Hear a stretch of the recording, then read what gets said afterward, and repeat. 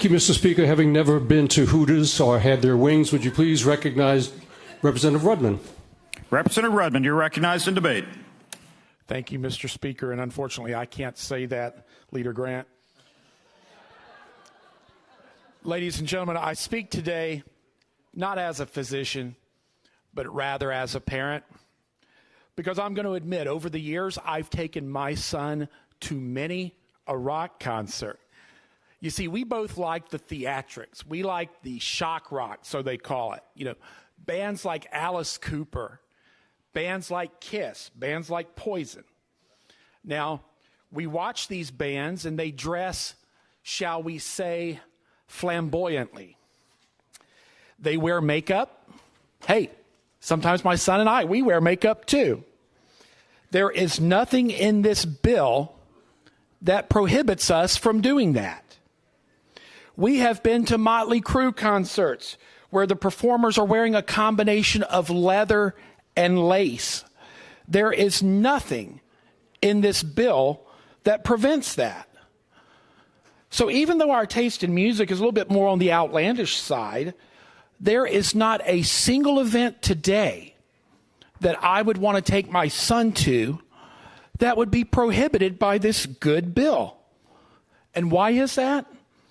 Because the criteria that must be met to even be considered adult live entertainment is extremely stringent. To those that mistakenly think that they're somehow being targeted, do what I did. Read the bill. Because there's nothing in there that keeps you from being you. But it will keep you from being sexually explicit in front of children. And this bill protects children, impressionable children, from obscenities that no parent in their right mind would want to knowingly subject them to. And we heard earlier about the parents. Parents are not penalized anywhere in this bill. This bill only applies to venues and door staff. And even then, only when they knowingly let a child into an adult-only event. And I believe parents deserve to know if something's obscene. I'll give you an example. I remember when my son was 10 years old, and I took him to a Ted Nugent concert, right? We weren't 2 songs into the event, right? And the Nuge starts dropping the F-bombs and starts, the vulgarities were flying. I scooped up my son, and I got out of that venue.